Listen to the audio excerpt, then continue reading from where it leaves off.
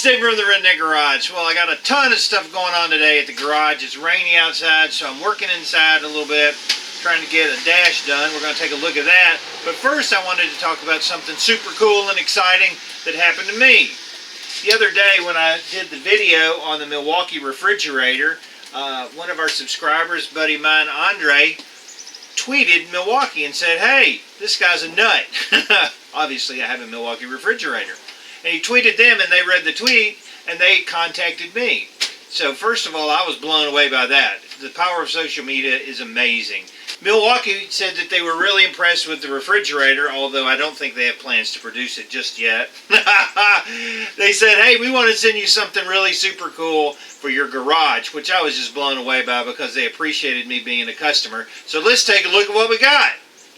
Okay, so here's the package. We're going to see what it is. I'm going to open the box with my Milwaukee knife. Works like a champ.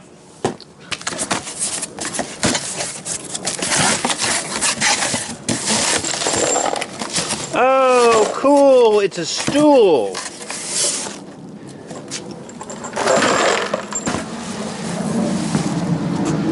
Wow, that's so super cool. It's a stool for the garage. So let me put that together. Okay, so we're going to be using the Milwaukee drill driver, which is brushless, and also the Milwaukee impact driver, 1/4 inch, to put this thing together. And if I need it, I've got my Milwaukee screwdriver and my Milwaukee pair of channel locks. Almost sounds like a Milwaukee commercial, doesn't it?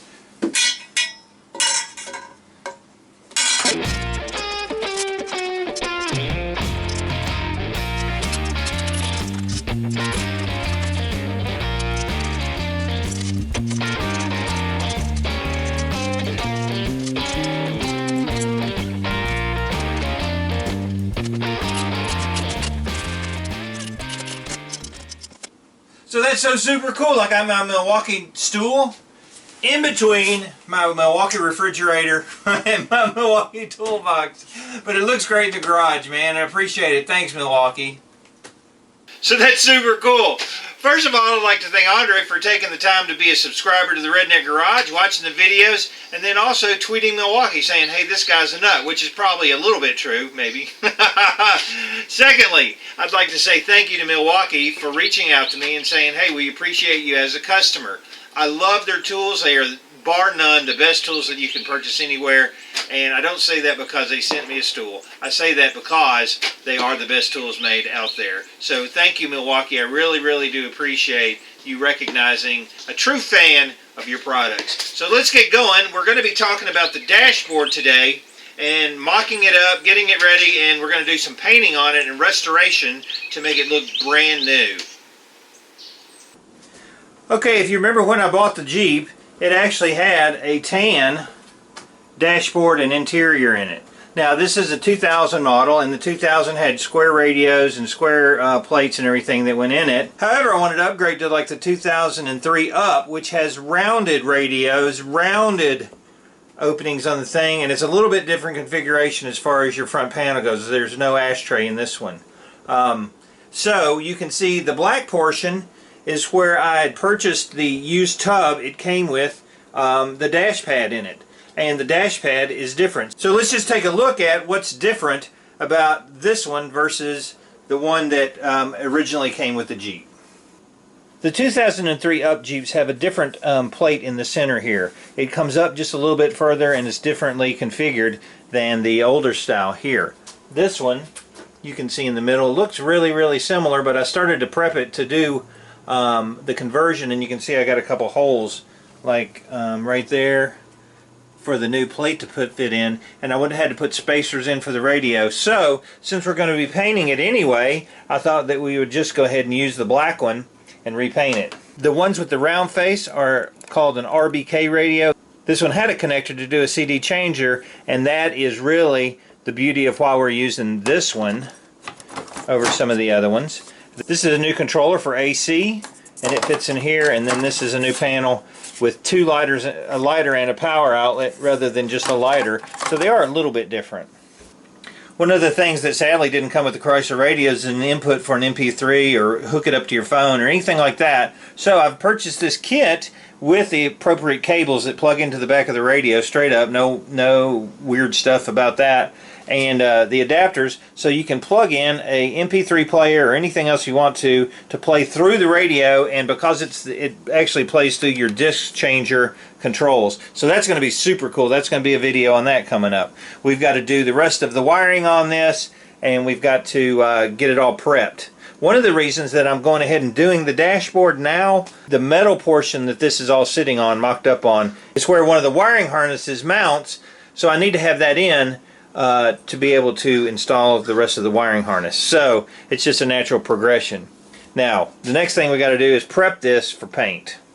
There's two different brands of paint I'm going to be using to do this. One is SEM Color Coat, which I've ordered by Vin, and Color Code for the Jeep itself. It still needs a little bit of stirring, but we're okay right now. I'm not going to paint right this minute. And Colorbond LVP Refinisher, which is for the Agate, which is Chrysler's name for kind of a black gray. It's not a true black, but it's got a little bit of gray in it. So this matches perfectly. The Colorbond does. It's pretty close. This is weather faded and dried out. That's pretty close to the factory finish on it. And since we're doing the whole dash, it won't really matter anyway. Door panels and dash will be repainted in this color, but that's about the right color. The tops are actually a little bit darker than that. So super cool. This is the difference side by side of the two dashboards. If you have a 97 to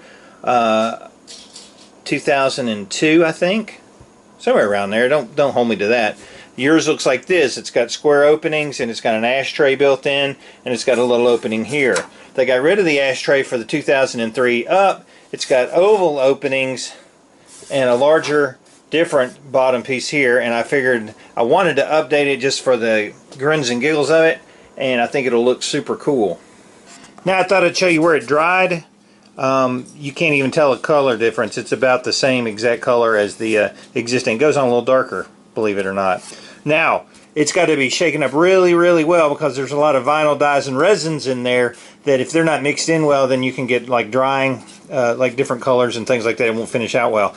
I also would say this is when you're doing interior paint, it's very critical that it is a very non-humid environment. So I've got a dehumidifier. I'm going to paint it here in the garage, and I'll run that dehumidifier and make sure that there's no moisture, because when it's raining and you try to paint this stuff, it comes out real flat and dull, and that's not what you want with this. But I'm going to take a Scotch-Brite pad and scuff and clean and get all this super spotlessly clean, no oil, grease, and dry. And I usually just take lacquer thinner with some clean cloths and go over all the vinyl, let that dry real well, and I shoot it on there, and it comes out just awesome. I did it on the TJ also. So we're going to put all these extra pieces away that we're not painting and get started on doing some prep.